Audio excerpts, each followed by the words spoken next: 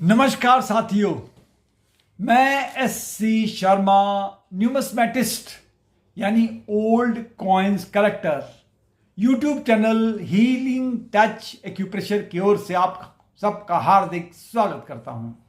आज हम चर्चा करेंगे सिक्कों और करेंसी नोट्स के प्रगति के बारे में, उसके इतिहास के बारे में।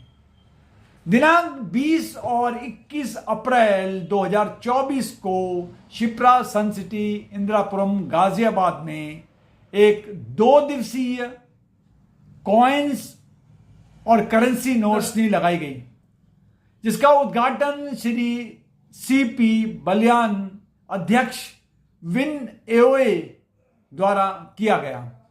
उन्होंने अपने उद्बोधन में यह बताया कि हर सिक्का अपने साथ इतिहास संजोए रखता है।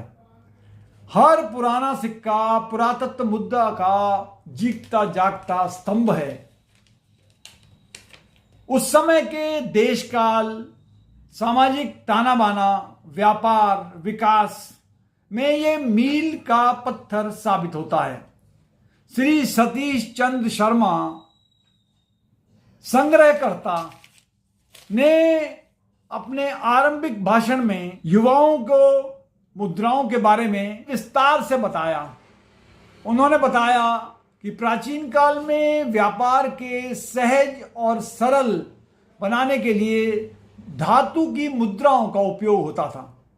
फिर हर देशी रियासत ने अपनी अलग अलग मुद्राओं का दौर भी देखा है। को निकट से जानने और महत्वपूर्ण भाग में शिलालेख, ताम्रपत्र और सिक्कों का बहुत बड़ा साधन हुआ करते थे।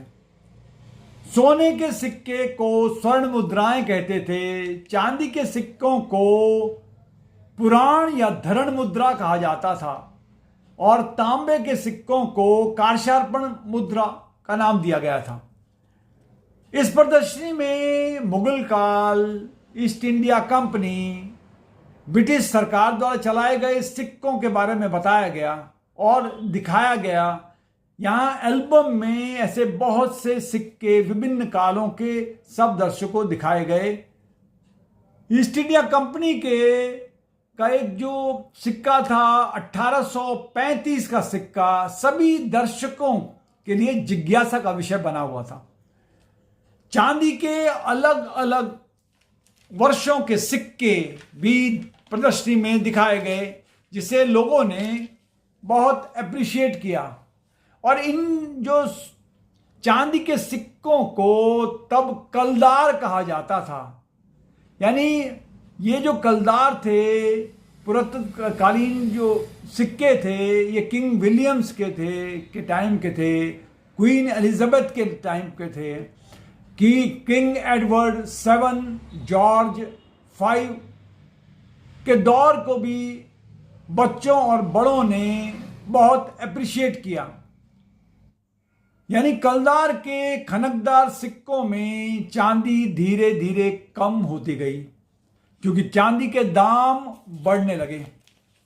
उसके बाद प्रथम युद्ध के बाद तो ये सिक्के गायब से हो गए थे। तब सरकार को 1 रुपए का नोट निकालना पड़ा।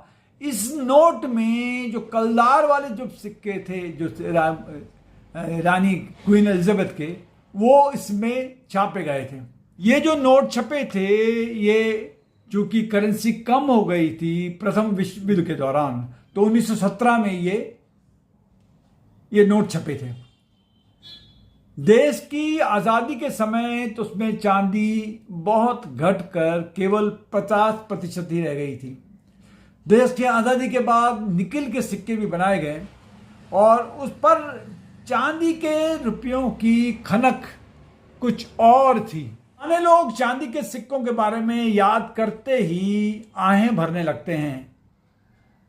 और ये एग्जीबिशन प्रदर्शनी का उद्देश्य बच्चों को, बड़ों को और युवा पीढ़ी को मुद्राओं के बारे में जानकारी देना, उसके जड़ों के बारे में बताना, अपने इतिहास के बारे में परिचय करवाना और विकास के हर कदम में साक्षात्कार करवाना।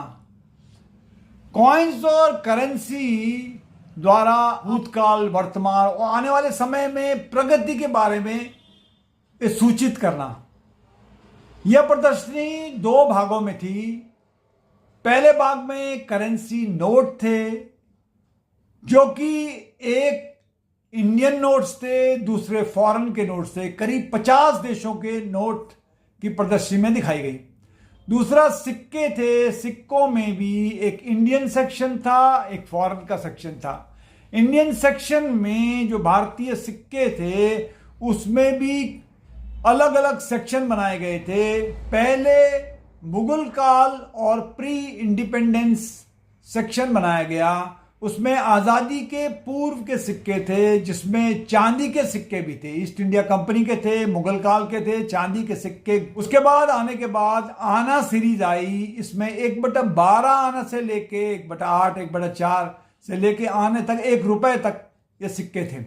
उसके बाद एक पैसा सेक्शन था, जिसमें 1 पैसे, 2 पैसे, 3 पैसे, 5 पैसे, 10 पैसे, 20 पैसे और सब इसके भी एक एल्बम अलग से थी। ये इसमें कई सारे सिक्के थे जो कि कॉपर के थे, निकल के थे, जिंक के थे, एल्युमिनियम के थे, सिल्वर के थे और स्टील के सिक्के जो भी प्रचलित हुए हैं भारत में, उसके बारे में डिटेल में था। और बड़ी बात ये, यानी वेनेजुएला के 500 मिलियन, जबकि लाओस का किप्स जो था 9,000, 50,000 और 2 लाख वो वियतनाम के डोंग थे। इस तरह इन मुद्राओं को लोगों ने बहुत उत्सुकता से देखा। इस अवसर पर श्री विवेकानंद जी के पुत्र श्री तरुष आनंद, जो कि 7वीं कक्षा के छात्र हैं, इनमें सिक्कों के बारे में महत्वपूर्ण संग्रह करने, जानकारी करने, लेख लिखने के लिए Shri VD. Sharma, secretary department owner association की तरफ से एक उनको ऑनर करते हुए एक मोमेंटो भी दिया गया। और इस प्रदर्शनी में बच्चों ने बढ़ चढ़कर भाग लिया। इस 2 दिवसीय प्रदर्शनी में बहुत से लोगों ने इसका लाभ उठाया और करीब 100 से अधिक लोगों ने इस प्रदर्शनी में भाग लिया। आज के लिए इतना ही। अगले एपिसोड में फिर नया टॉपिक, नया विषय लेकर आपके सामने आएंगे। तब तक के लिए नमस्कार, टेक केयर।